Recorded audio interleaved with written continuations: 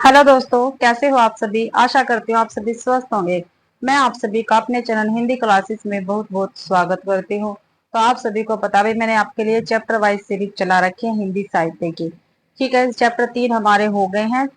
चौथा चैप्टर हम करने लग रहे हैं रीतिकाल का। ठीक है, रीति क्लास की मैंने एक क्लास आपको प्रोवाइड करवा दी थी, उसमें मैंने 35 क्वेश्चन आपको करवा दिए थे। आज हमारी ये रीतिकाल की दूसरी क्लास है और 36 क्वेश्चन से ये क्लास शुरू होगी। यानी आज की क्लास का पहला क्वेश्चन, सर्वांग विविध काव्यांग विवेचक आचार्य नहीं है। क्या भाई, सर्वांग विविध काव्यांग विवेचक आचार्य नहीं है तो कौन नहीं है भाई? तो प्रताप शाही, सोमनाथ या भिखारी दास। तो भाई अपना ए ऑप्शन ठीक रहेगा। ठीक है, ये आचार्य नहीं है सर्वांग या विविध काव्यांग विवेचन के लिए। ये ऑप्शन ठीक है हमारा। तो सर्वांग विविध काव्यांग विवेचक आचार्य नहीं है। रीतिकालीन कवि तोस ने सन 1734 ईस्वी में सुधा निधि नामक ग्रंथ की रचना की, जो रस निरूपक ग्रंथ है। कवि तोस श्रृंगवेरपुर यानी प्रयागराज के रहने वाले चतुर्भुज शुक्ल के पुत्र थे। किसके पुत्र थे भाई? चतुर्भुज शुक्ल के पुत्र थे। कौन? कवि तोस। इन्हें रीतिकालीन रस निरूपक कवि माना जाता है। क्या माना जाता है? तो उसको रीतिकालीन रस निरूपक ग्रंथ कवि माना जाता है। ठीक है, शेष विक्रम में सोमनाथ, भिखारीदास एवं प्रताप शाही सर्वांग विवेचक आचार्य की श्रेणी में आते हैं। रीतिकालीन कवि और उनके सर्वांग निरूपक ग्रंथ भाई, सोमनाथ इनका ग्रंथ है रस पीयूष निधि और ये सर्वांग निरूपक ग्रंथ है। भिखारीदास का काव्य निर्णय, ठीक है, ये भी सर्वांग निरूपक ग्रंथ है। प्रताप शाही का है काव्य विलास, ये भी सर्वांग निरूपक ग्रंथ है। श्रुति मिश्र का है काव्य सिद्धांत, ये भी सर्वांग निरूपक ग्रंथ है। 37वां क्वेश्चन है, रीतिकाल के विषय में कौन सा कथन सही नहीं है, यानी कि गलत है भाई। रीतिकाल के विषय में कौन सा कथन गलत है, ये हमें बताना है। तो देखते हैं, सजीव श्रृंगार की एक अदम्य लिप्सा इस युग के साहित्य में प्रतिबिंब है। बी है, कुछ रचनाओं में मुख्यतः काव्य शास्त्र सिद्धांतों को छंदोबद्ध किया गया है, जो कुछ रचनाएं लक्षण मुक्त है। इस काल के रीति ग्रंथ लक्षण ग्रंथ संस्कृत लक्षण ग्रंथों की छाया से पूर्णता मुक्त है। अगला है डी ऑप्शन है, रीति काव्य के विकास में तत्कालीन राजनीतिक सामाजिक एवं परिस्थितियों का महत्वपूर्ण योग रहा है। तो भाई हमें गलत बताना है। तो सजीव श्रृंगार की अदम्य लिप्सा इस युग में साहित्य में प्रतिबिंब है, बिल्कुल ठीक है। कुछ रचनाओं में मुख्यतः काव्य शास्त्र सिद्धांतों को छंदोबद्ध किया गया, तो कुछ रचनाएं लक्षण मुक्त है, ये भी बिल्कुल ठीक है। इस काल के रीति ग्रंथ लक्षण ग्रंथ संस्कृत लक्षण ग्रंथों की छाया से परिपूर्ण है, ये क्या है? ये गलत है भाई, ये ठीक नहीं है रीति काल के विषय में।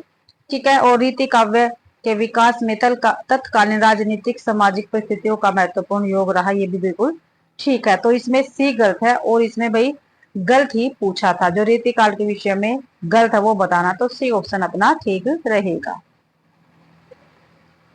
सी ऑप्शन ठीक है अपना। इस काल के रीति ग्रंथ लक्षण ग्रंथ संस्कृत लक्षण ग्रंथों की छाया में पूर्णतः मुक्त है।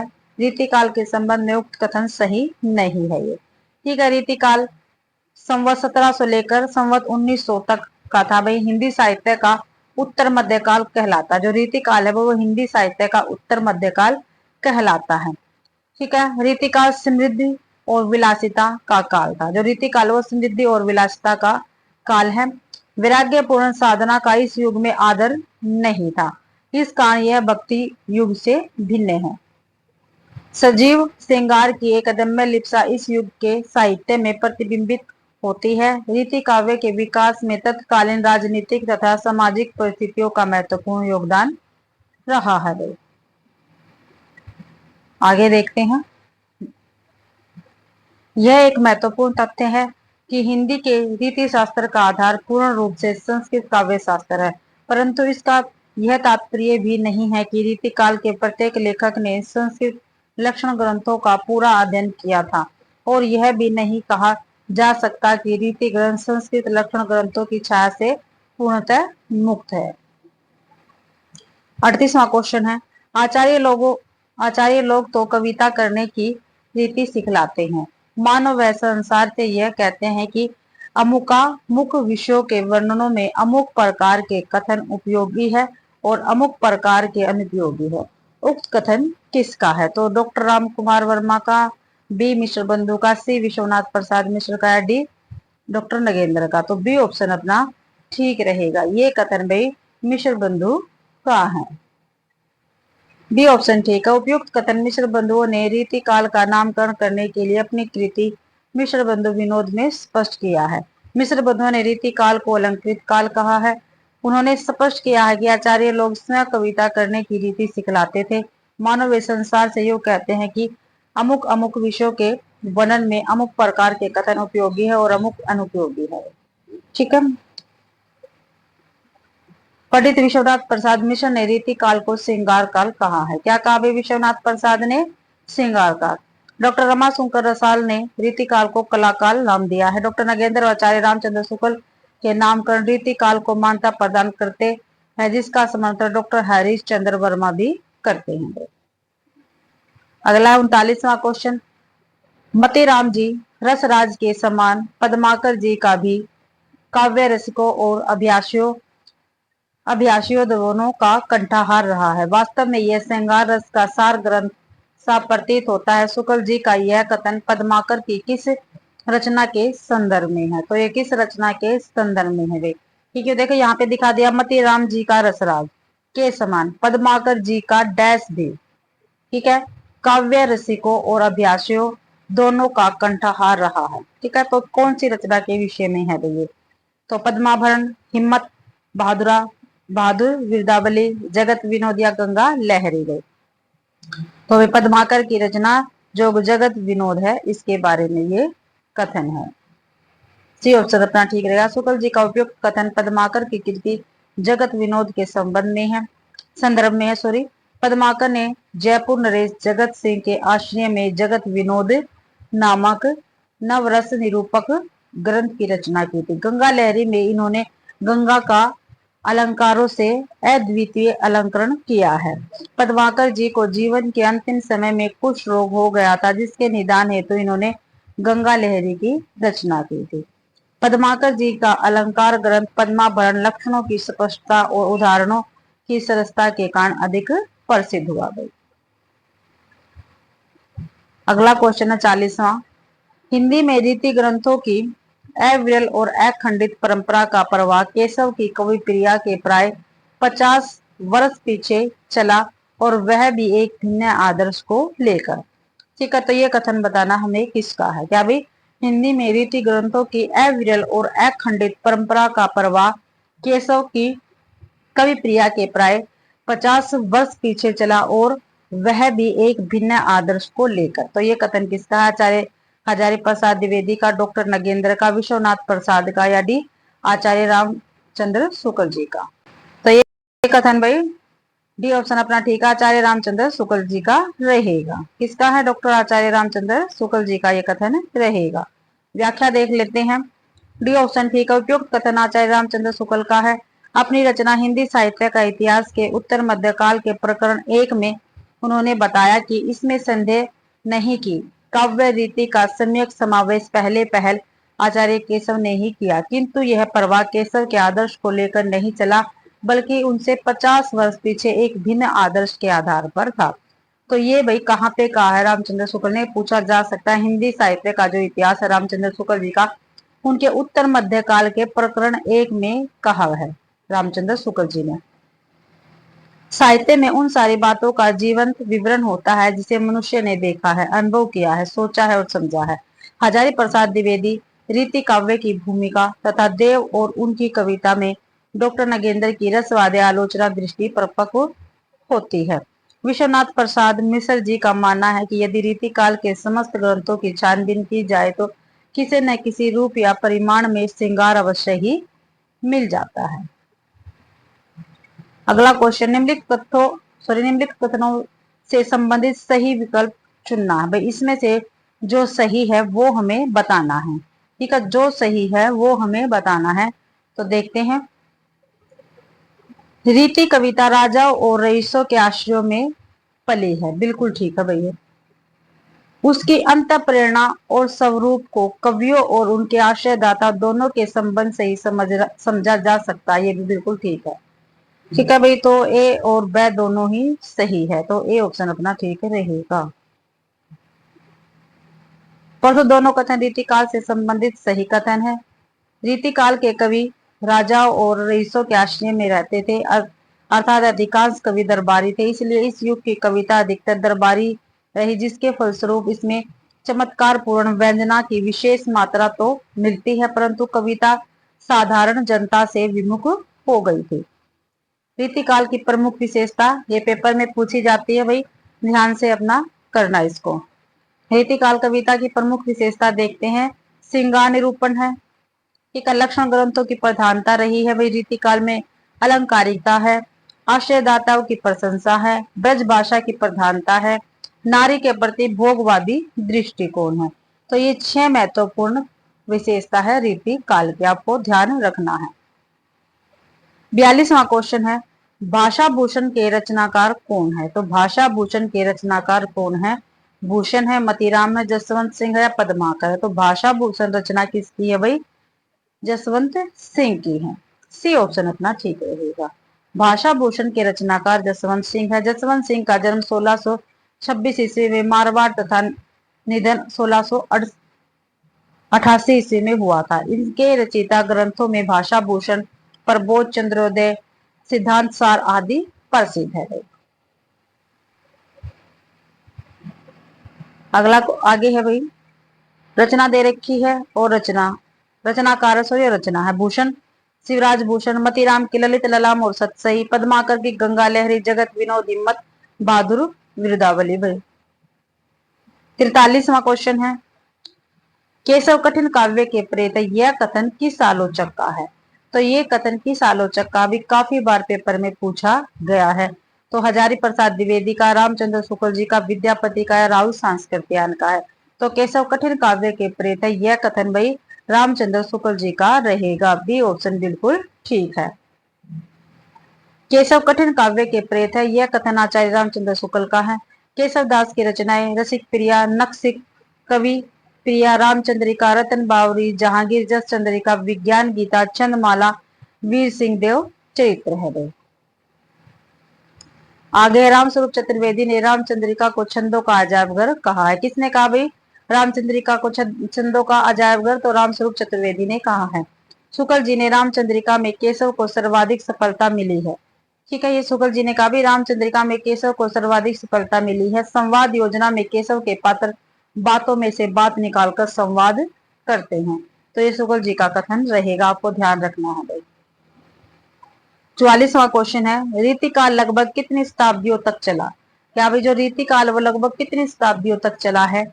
4 शताब्दियों तक, 1 शताब्दी तक, 5 शताब्दी तक या 2 शताब्दी तक? तो भाई रीतिकाल 2 शताब्दियों तक चला है। व्याख्या में देखते हैं, डी ऑप्शन ठीक है। रीतिकाल लगभग 2 शताब्दियों संवत 1700 से संवत 1900 तक चला है। आदिकाल संवत 1050 से 1375 तक। ठीक है, समय सीमा है आदिकाल की भी संवत में है।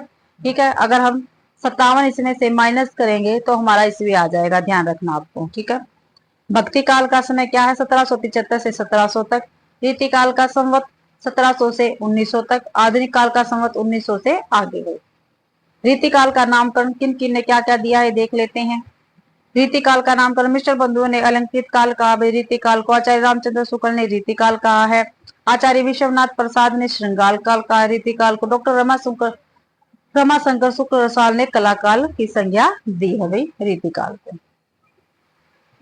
45वां क्वेश्चन, निम्नलिखित में से कौन सा अलंकार ग्रंथ नहीं है? ठीक है भाई, कौन सा अलंकार ग्रंथ नहीं है ये हमें बताना है। तो भाषा भूषण, शिवराज भूषण, ललित ललाम या अंग दर्पण? तो अंग दर्पण जो है वो अलंकार ग्रंथ नहीं है भाई। डी ऑप्शन अपना ठीक रहेगा। रसलीन का अंग दर्पण अलंकार ग्रंथ नहीं है बल्कि नायिका भेद ग्रंथ है, जो 1737 ईस्वी में लिखा गया था। रसलीन का दूसरा ग्रंथ है रस प्रबोध, जो 1741 ईस्वी में लिखा गया था। और दोनों के दोनों ग्रंथ इनके काफी महत्वपूर्ण है, पेपर में अक्सर पूछे ही जाते हैं भाई। ठीक है, रसलीन का जो अंग दर्पण है वो 1737 में लिखा गया और रस प्रबोध जो है 1741 ईस्वी में लिखा गया भाई। और रसलीन का मूल नाम क्या है? गुलाब नबी था। क्या था रसलीन का मूल नाम? गुलाब नबी था। ये मीर तैफल अहमद के शिष्य थे। किसके शिष्य थे? ये भी मीर तैफल अहमद के शिष्य थे भाई रसलीन। इनका पूरा नाम क्या था? गुलाम नबी। आगे है, अंग दर्पण में रसलीन के अंगों की उपमा उत्प्रेक्षा से चमत्कार पूर्ण वर्णन किया गया है। ठीक है भाई, जो अंग दर्पण रसलीन जी की रचना, इसमें अंगों की उपमा है, उत्प्रेक्षा से चमत्कार पूर्ण वर्णन किया गया है। रस प्रबोध के 1155 दोहों में रसों का वर्णन है। तो जो रस प्रबोध है रसलीन की, उसमें 1155 दोहे है भाई, और उसमें रसों का वर्णन है, ये आपको ध्यान रखना है। भाषा भूषण जसवंत सिंह की रचना है, जो कि एक अलंकार ग्रंथ है, जिसमें 212 दोहे में अलंकार का निरूपण है। ललित ललाम अलंकार निरूपण ग्रंथ है ये भी, और ये मतीराम की रचना है भाई। भूषण की प्रसिद्ध रचना है शिवराज भूषण, ये भी अलंकार ग्रंथ है। 46वां क्वेश्चन, निम्नलिखित में से घनानंद की रचना नहीं है। तो कौन सी नहीं है भाई? ये भाई दिख नहीं रहा है। प्रिया प्रवास है, भावना प्रकाश, प्रीति प्रवास, पक्षी विलास। तो पक्षी विलास जो है ये घनानंद की रचना नहीं है। नीचे देख लेते हैं भाई, पक्षी विलास घनानंद की रचना नहीं है। घनानंद रीतिकाल के रीति मुक्त धारा के कवि हैं। इनकी प्रमुख रचनाएं निम्न है: इश्कलता, विरह लीला, रस केली वल्ली, वियोग वैली, सुजान हित, यमुना यश आदि। घनानंद के बारे में शुक्ल जी कहते हैं, लाक्षणिक मूर्तिमत्ता और प्रयोग वैचित्र्य की जो छटा इनमें दिखाई पड़ी, खेद है कि फिर पौने 200 वर्ष पीछे जाकर आधुनिक काल के उत्तरार्ध में, अर्थात वर्तमान काल की नूतन काव्य धारा में ही अभिव्यंजनावाद के प्रभाव से कुछ विदेशी रंग लिए प्रकट हो गए। ठीक है, तो ये रामचंद्र शुक्ल जी का कथन है, ये आपको ध्यान रखना है। अगला क्वेश्चन, बिहारी अकेले कवि हैं जिन्होंने ग्रामीण संस्कृति के विरुद्ध घृणा की अभिव्यक्ति की, यह किसका कथन है? तो ये किसका कथन है? बिहारी अकेले कवि है जिन्होंने ग्रामीण संस्कृति के विरुद्ध घृणा की अभिव्यक्ति की है। रामचंद्र शुक्ल जी का, हजारी प्रसाद द्विवेदी का, डॉक्टर नगेंद्र का, बच्चन सिंह का। तो ये बच्चन सिंह का कथन है भाई, बी ऑप्शन ठीक रहेगा। बिहारी अकेले कवि हैं जिन्होंने ग्रामीण संस्कृति के विरुद्ध घृणा की अभिव्यक्ति की है, यह कथन बच्चन सिंह का है। बच्चन सिंह ने अपनी पुस्तक हिंदी साहित्य का दूसरा इतिहास, जो 1966 में प्रकाशित हुई थी, इसमें लिखा है, बिहारी अकेले कवि है जिन्होंने ग्रामीण संस्कृति के विरुद्ध घृणा की अभिव्यक्ति की है। बिहारी जी, शुक्ल जी बिहारी के बारे में लिखते हैं, बिहारी का गागर में सागर भरने का जो गुण इतना प्रसिद्ध है, वह बहुत कुछ रूढ़ी की स्थापना से ही संभव हुआ है। डॉक्टर नगेंद्र ने बिहारी को ध्वनिवादी स्वीकार किया है। जो डॉक्टर नगेंद्र है भाई, उन्होंने बिहारी को ध्वनिवादी कवि स्वीकार किया है। हजारी प्रसाद द्विवेदी ने बिहारी सतसई को रसिकों के हृदय का घर कहा है। क्या कहा भाई? रसिकों के हृदय का घर कहा है बिहारी सतसई को हजारी प्रसाद द्विवेदी ने। अगला क्वेश्चन है, रीतिकालीन कवि मतीराम द्वारा लिखित ग्रंथ ललित ललाम है, तो क्या है भाई? ये पिंगल ग्रंथ है, रस निरूपण ग्रंथ है, अलंकार ग्रंथ है, इनमें से कोई नहीं। ऊपर भी आया था भाई, ये क्या है? एक अलंकार ग्रंथ है ललित ललाम। ठीक है, रीतिकालीन कवि मतीराम द्वारा लिखित ग्रंथ ललित ललाम अलंकार ग्रंथ है। मतीराम के अन्य ग्रंथ है फूल मंजरी, लक्षण श्रृंगार, साहित्य सार, रस राज, रस निरूपक ग्रंथ है। अलंकार पंचाशिका अलंकार निरूपक ग्रंथ है। सतसई, वृत कौमुदी।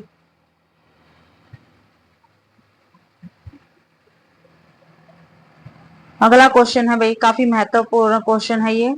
ठीक है, डेल सो बनाए आए मेलत सभा के बीच लोक कविता कीनो खेल करी जानो, ये काव्य पंक्तियां किसकी है भाई? तो ये काव्य पंक्तियां किसकी है? जब हमने एसटेट टीजीटी पीजीटी की सीरीज चला रखी थी, उनमें ये काफी बार पंक्तियां आई हुई थी। जिस ये बच्चे ने मेरी वो क्लासे देखी होगी तो आप सभी को ये पता होगा भाई। तो ये पंक्ति किसकी है? ये ठाकुर की पंक्ति रहेगी भाई। किसकी है? ठाकुर की पंक्ति है भाई।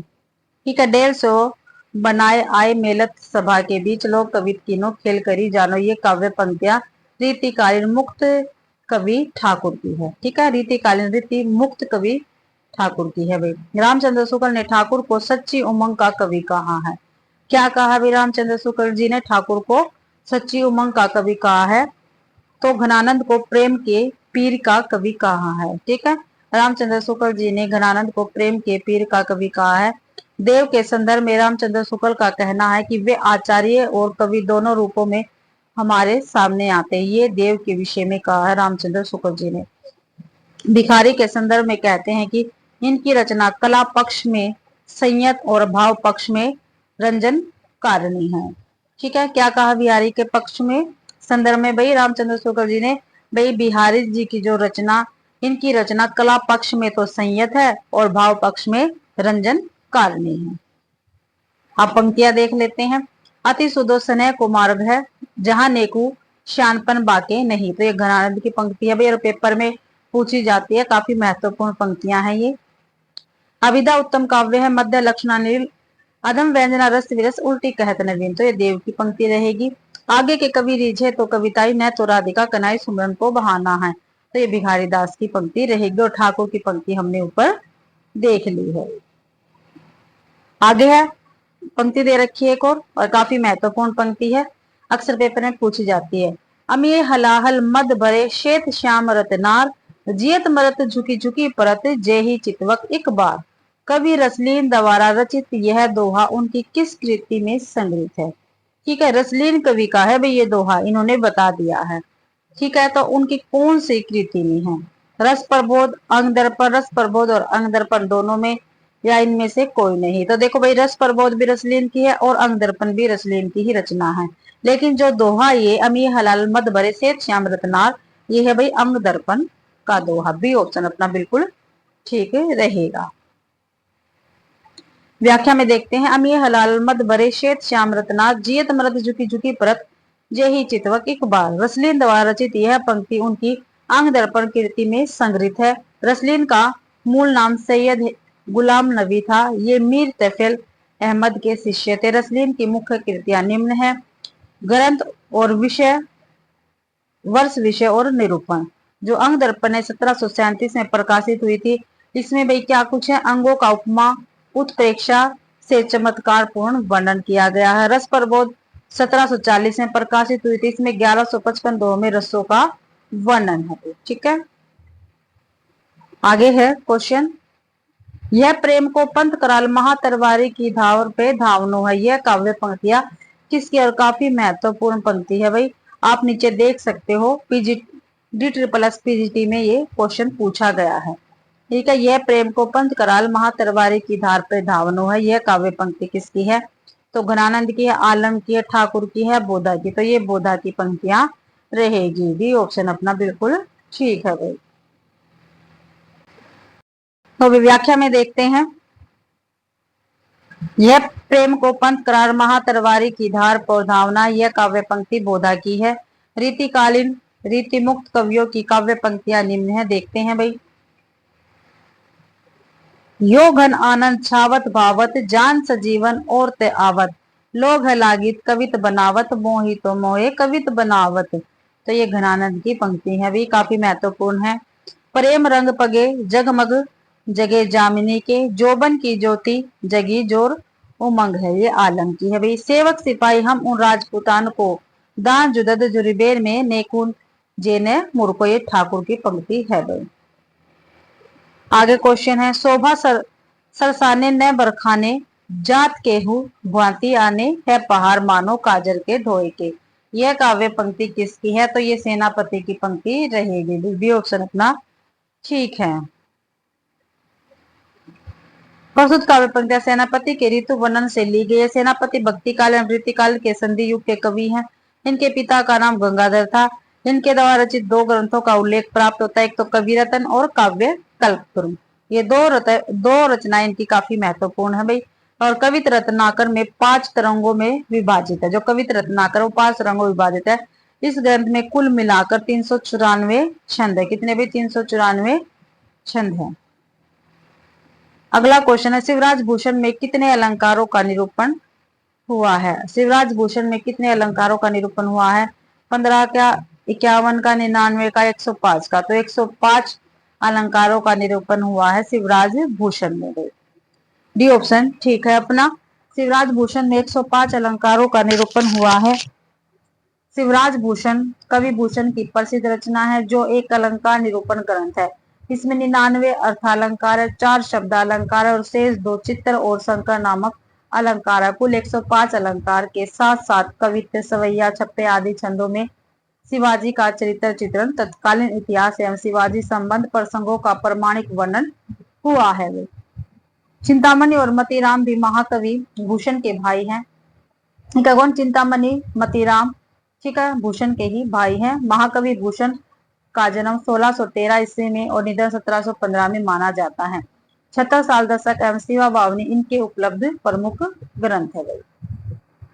अगला क्वेश्चन है, घनानंद की कविता में निम्नलिखित में से कौन सी विशेषता नहीं पाई जाती? ठीक है भाई, कौन सी विशेषता नहीं पाई जाती घनानंद की कविता में? तो भाषा की लाक्षणिकता है, भाषा की व्यंजकता भी है, उक्ति वैचित्र्य भी है, लेकिन संध्या भाषा नहीं है। डी ऑप्शन ठीक रहेगा। घनानंद की कविता में संध्या भाषा की विशेषता नहीं पाई जाती। घनानंद की कविता में लौकिक प्रेम तथा विरह वर्णन की सर्वप्रिय विशेषता पाई जाती है। इनकी कविता में भाषा की लाक्षणिकता, भाषा की व्यंजकता तथा उक्त वैचित्र्य की विशेषता पाई जाती है। घनानंद की कविता की एक विशेषता घनानंद द्वारा प्रयुक्त समासोक्तियां भी है। घनानंद रीतिकाल के रीति मुक्त धारा के कवि है। उनकी प्रमुख काव्य कृतियां सुजान सागर, इश्क लता, विरह लीला, वियोग वैली, यमुना यश, प्रीति प्रवास आदि है। अगला क्वेश्चन है 55वां, रामचंद्र शुक्ल ने हिंदी साहित्य के इतिहास में देव के ग्रंथ कितने ग्रंथों का उल्लेख किया है? ठीक है, जो रामचंद्र शुक्ल जी है, जो उनका ग्रंथ है हिंदी साहित्य का इतिहास, उनमें देव जो है, रीतिकाल के कवि जो है देव, इनके कितने ग्रंथों का उल्लेख किया गया है? तो 22 का, 23 का, 24 का या 25 का? तो 23 ग्रंथों का उल्लेख किया गया है। बी ऑप्शन ठीक है। रामचंद्र शुक्ल ने हिंदी साहित्य के इतिहास में देव के 23 ग्रंथों का उल्लेख किया है, जो निम्न है: भाव विलास, अष्टयाम, भवानी विलास, सुजान विनोद, प्रेम तरंग, राग रत्नाकर, कुशल विलास, देव चरित्र, प्रेम चंद्रिका, जाति विलास, रस विलास, काव्य रसायन, शब्द रसायन, सुख सागर तरंग, वृक्ष विलास, पावस विलास, दर्शन 25, तत्व दर्शन 25, आत्म दर्शन 25, जगत दर्शन 25, रसानंद लहरी, प्रेम दीपिका, नक्सिक एवं प्रेम दर्शन है। तो ये 23 रचनाएं हैं इनकी। सर्वप्रथम श्री सिंह सैनर ने देव की रचनाओं की संख्या 72 बताई थी। कुछ विद्वानों ने इनके 52 ग्रंथों का भी उल्लेख किया है। आगे है, घनानंद की कविता से संबंधित सही तथ्य बताना है। जो सही तथ्य है वो हमें बताने हैं। तो देखते हैं, घनानंद ने वियोग व्यथा की सैकड़ों अंतर्दशाओं के मार्मिक चित्रण खींचे। बिल्कुल ठीक है, वियोग व्यथा के सैकड़ों अंतर्दशाओं के, बिल्कुल ठीक है भैया। घनानंद ने सिर्फ कवित्त सवैयों की रचना की, ये गलत है भाई। ठीक है, नेगेटिव आ गया, सिर्फ है, वैसे भी गलत हो जाएगा। तो पहला ठीक है हमारा, दूसरा गलत है। घनानंद के यहाँ प्रेम का विषय संसारिक प्राणी भी हो सकता है और परमेश्वर भी हो सकता है, ये भी बिल्कुल ठीक है। घनानंद की कविता अभिधा मूलक है, ये गलत है। तो पहला और तीसरा घनानंद के विषय में ठीक है, ये रहा पहला और तीसरा, बी ऑप्शन ठीक रहेगा।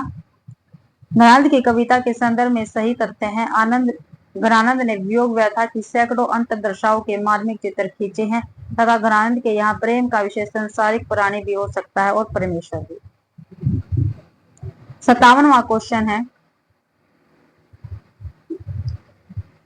57वां क्वेश्चन है, तो परवारो उर्वशी सुनी राधिके सुजान, तू मोहन के उर्वशी हवे उर्वशी समान। इस दोहे में सखी राधा से क्या कह रही है? तो क्या कह रही राधा से? राधा के रूप की तारीफ कर नायक से प्रेम करने के लिए उत्कंठित करती है? नहीं। नायक की बेवफाई के कारण उससे दूर रहने की सलाह देती है? नहीं। नायक की दृष्टा के कारण मान करने को कहती है? नहीं। राधा के रूप की तारीफ करके उसका मान चुराती है? बिल्कुल ठीक है, डी ऑप्शन ठीक रहेगा। तो परवारो उर्वशी सुनी राधिके सुजान, तू मोहन के उर्वशी हवे उर्वशी समान। इस दोहे में सखी राधा के रूप की तारीफ करके उसका मान छुड़ाती, यह पंक्ति बिहारी द्वारा रचित बिहारी सतसई से है। ठीक है, बिहारी सतसई से है ये पंक्ति भाई, और ये बिहारी दास द्वारा रचित है। अगला क्वेश्चन है 58वां, निम्नलिखित में से क्या क्या केशवदास के बारे में सही है? जो केशवदास के बारे में भाई सही है वो हमें बताना है, क्या क्या केशवदास के बारे में सही है। तो देखते हैं क्या क्या सही है।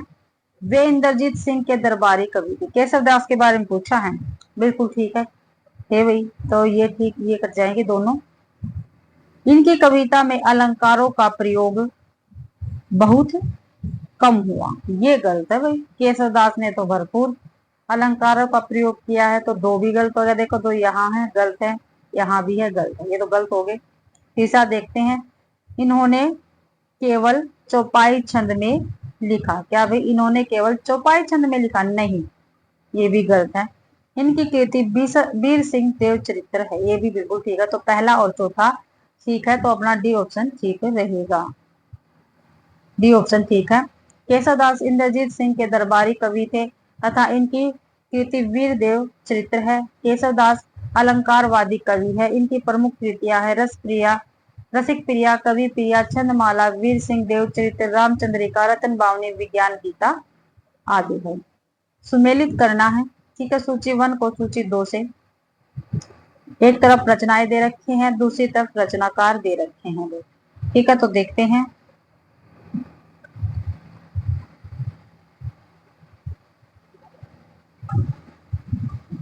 भाई श्रृंगार मंजरी, जो श्रृंगार मंजरी है वो किसकी रचना है?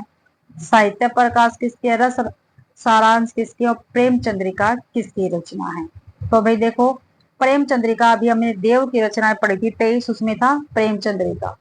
तो डी का 3, डी का 3 देखते हैं, हमारे एक ही ऑप्शन में है, बी में, इसमें है, बी में है, डी ये रहा। तो हमारा बी ऑप्शन ठीक रहेगा बिल्कुल। फिर भी आगे देखते हैं हम, ठीक है। डी का 3 तो हो गया, ठीक है। श्रृंगार मंजरी किसकी है? श्रृंगार मंजरी है चिंतामणि की। साहित्य सार किसकी है? मतीराम की है। और रस सारांश किसकी है? भिखारी दास की है। तो ए का 2, बी का 1, सी का 4 और डी का 3, तो बी ऑप्शन अपना ठीक ही रहेगा भाई। यहाँ पे देख लेते हैं व्याख्या में, श्रृंगार मंजरी चिंतामणि, साहित्य सार मतीराम, रस सारांश भिखारी दास, प्रेम चंद्रिका देव, ये देव की रचना रहेगी। 60वां क्वेश्चन है, भाषा भूषण का विवेच्य है क्या? भी भाषा भूषण का विवेच्य क्या है? तो छंद है, अलंकार है, रस है या ध्वनि है? जो भाषा भूषण है ये एक अलंकार ग्रंथ है, बी ऑप्शन ठीक रहेगा। भाषा भूषण का विवेच्य अलंकार है। भाषा भूषण ग्रंथ के लेखक जसवंत सिंह है। इस ग्रंथ के 212 दोहों में अलंकारों का निरूपण है। जसवंत सिंह हिंदी साहित्य के प्रधान आचार्य या शिक्षक के रूप में प्रसिद्ध हैं। इनकी प्रमुख रचनाएं हैं प्रबोध चंद्रोदय, अप्रोक्ष सिद्धांत, अनुभव प्रकाश, सिद्धांत सार आदि है। अगला क्वेश्चन है, निम्नलिखित में से कौन वीर रस का कवि नहीं है? ठीक है, अभी वीर रस का कवि इनमें से कौन नहीं है, ये हमें बताना है।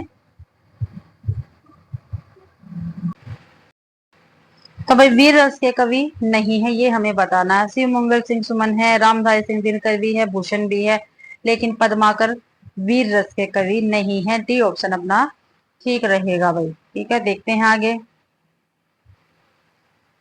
पद्माकर वीर रस के कवि नहीं है।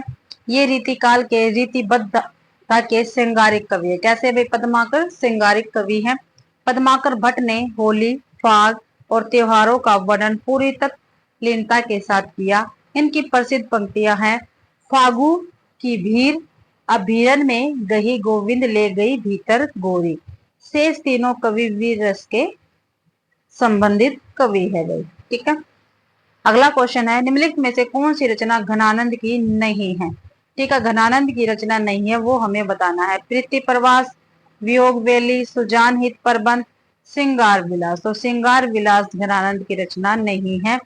डी ऑप्शन अपना बिल्कुल ठीक रहेगा। श्रृंगार विलास रचना घनानंद की नहीं बल्कि रीतिबद्ध धारा के कवि सोमनाथ की है। इनकी अन्य रचनाएं हैं रस पीयूष निधि, कृष्ण लीलावती, सुजान विलास, माधव विनोद। घनानंद रीति मुक्त धारा के प्रमुख कवि हैं। आचार्य रामचंद्र शुक्ल ने घनानंद के विषय में लिखा, इनकी से विशुद्ध सरस और शक्तिशालिनी ब्रज भाषा लिखने में और कोई कवि समर्थ नहीं हुआ। विशुद्धता के साथ प्रौढ़ता और माधुर्य भी अपूर्व है। सुजान सार, इश्क लता, विरह विली, वियोग वैली, यमुना यश तथा रस केली बल्ली इनकी प्रमुख रचनाएं हैं। 63वां क्वेश्चन है, निम्नलिखित में से कौन कवि और आचार्य दोनों रूपों में प्रतिष्ठित है? भाई कौन से ऐसे कवि और आचार्य जो दोनों रूप में प्रतिष्ठित है? तो नाभादास, नंददास, सुमित्रानंदन पंत या केशवदास। जो केशवदास है भाई वो कवि भी है और आचार्य भी है, दोनों रूपों में प्रतिष्ठित है। डी ऑप्शन ठीक है। केशवदास आचार्य और कवि दोनों रूप में प्रतिष्ठित थे। इनका जन्म 1515 में बुंदेलखंड के ओरछा नामक नगर में हुआ था। केशवदास निम्बार्क संप्रदाय में दीक्षित थे। आचार्य विश्वनाथ प्रसाद मिश्र, डॉक्टर नगेंद्र और गणपति चंद्रगुप्त केशवदास को हिंदी में रीति काव्य का प्रवर्तक मानते हैं, जबकि आचार्य शुक्ल ने चिंतामणि त्रिपाठी को रीति काव्य का प्रवर्तक माना। आचार्य शुक्ल केशवदास को अलंकारवादी कवि मानते हैं। अगला क्वेश्चन है 64वां। आचार्य रामचंद्र शुक्ल ने साक्षात रसमूर्ति किस कवि को कहा? क्या भी आचार्य रामचंद्र शुक्ल ने साक्षात रसमूर्ति किस कवि को कहा है? घनानंद, पद्माकर, मीरा या रहीम? तो घनानंद को आचार्य रामचंद्र शुक्ल ने साक्षात रसमूर्ति कहा है। ए ऑप्शन अपना बिल्कुल ठीक रहेगा। आचार्य शुक्ल ने घनानंद के विषय में लिखा है, ये साक्षात रसमूर्ति और ब्रजभाषा काव्य के प्रधान स्तंभों में हैं। इनकी प्रमुख काव्य कृतियां हैं सुजानसार, इष्टलता, विरहवैली, वियोगवैली, कोकसार, रसकेली वल्ली और यमुना यशपथ। तो ये घनानंद की रचनाएं रहेंगी। अगला क्वेश्चन, निम्नलिखित में से रीतिकालीन कवि के लक्षण ग्रंथों की रचना नहीं की? भाई इनमें से कौन सा रीतिकालीन ऐसा कवि है जिन्होंने लक्षण ग्रंथों की रचना नहीं की? पद्माकर, मतीराम, भूषण या बिहारी? तो देखते हैं किसने नहीं की। भाई जो बिहारी है इन्होंने लक्षण ग्रंथ की रचना नहीं की। बिहारी की पहचान मुक्तक काव्य के कारण है। भाई क्या भी जो बिहारी है उनकी पहचान एक मुक्तक काव्य के कारण है। मुक्तक काव्य के संदर्भ में ग्रियेशन का कथन है, भारतीय काव्यानंद के सम्यक रूप में यदि स्फुटन हुआ तो वह उसके मुक्तक काव्य के रूप में ही हुआ है। बिहारी की एकमात्र रचना बिहारी सत्सई, जिसमें कुल 719 रत्नाकर के अनुसार 713 दोहे हैं। शुक्ल जी ने लिखा, इनके दोहे क्या है? रस के छोटे छोटे छींटे हैं। ये रामचंद्र शुक्ल जी ने कहा है बिहारी जी के विषय में भी। अगला क्वेश्चन है, हितोपदेश का भाषा अनुवाद किसने किया? जो हितोपदेश रचना है इसका भाषा अनुवाद किसने किया था? तो पद्माकर ने, सेनापति ने, श्रीपति ने या बोधा ने? तो पद्माकर ने हितोपदेश का भाषा अनुवाद किया था। ए ऑप्शन अपना बिल्कुल ठीक है। हितोपदेश का भाषा अनुवाद पद्माकर ने किया। पद्माकर ने दौलत राव सिंधिया के सरदार दुआदी के अनुरोध पर हितोपदेश का अनुवाद किया। पद्माकर की प्रमुख कृतियां हैं हिम्मत बहादुर, विरुदावली, पद्माभरण, जगत विनोद, प्रबोध पचासा, गंगा लहरी, प्रताप सिंह विरुदावली और कली पचीसी आदि। भाई अगला क्वेश्चन है, हित तरंगिणी किसकी रचना है? जो हित तरंगिणी है वो किसकी रचना है? गवाल की, चिंतामणि की, कृपाराम की या मुबारक की? हित तरंगिणी भाई कृपाराम की रचना रहेगी। किसकी है? कृपाराम की रचना है हित तरंगिणी। सी ऑप्शन अपना बिल्कुल ठीक रहेगा। हित तरंगिणी रचना कृपाराम की है। रचना काल की दृष्टि से कृपाराम रीति काव्य परंपरा के प्रथम कवि है। हित तरंगिणी 1541 ईस्वी में प्रकाशित हुई और ब्रज भाषा में रचित हिंदी सतसई परंपरा का प्रथम ग्रंथ है। चिंतामणि त्रिपाठी को आचार्य रामचंद्र शुक्ल ने रीति काव्य का प्रवर्तक माना है। रसविलास, कवि कुल, कल्पतरु, काव्य प्रकाश, कवित विचार चिंतामणि की प्रमुख रचनाएं हैं। कवि गवाल ने यमुना लहरी, दूषण, दर्पण, कुब्जाष्टक, रसरंग आदि काव्य कृतियों की रचना की। मुबारक द्वारा रचित प्रमुख काव्य कृतियां है। जो मुबारक कवि के द्वारा रचित काव्य कृतियां कौन सी है?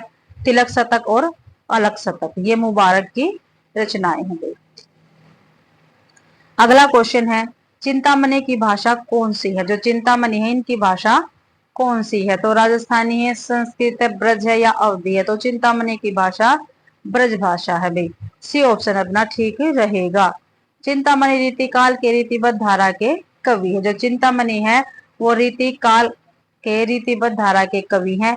इनकी काव्य भाषा विशुद्ध ब्रज भाषा। आचार्य रामचंद्र शुक्ल चिंतामणि त्रिपाठी को रीति काव्य का प्रवर्तक मानते हैं।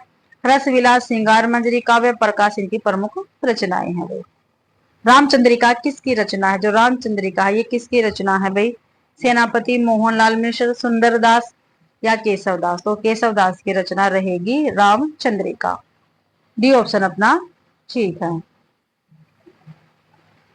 रामचंद्रिका केशवदास की प्रबंध कृति है। केशवदास का जन्म 1555 ईस्वी में हुआ। ये निम्बार्क संप्रदाय में दीक्षित थे।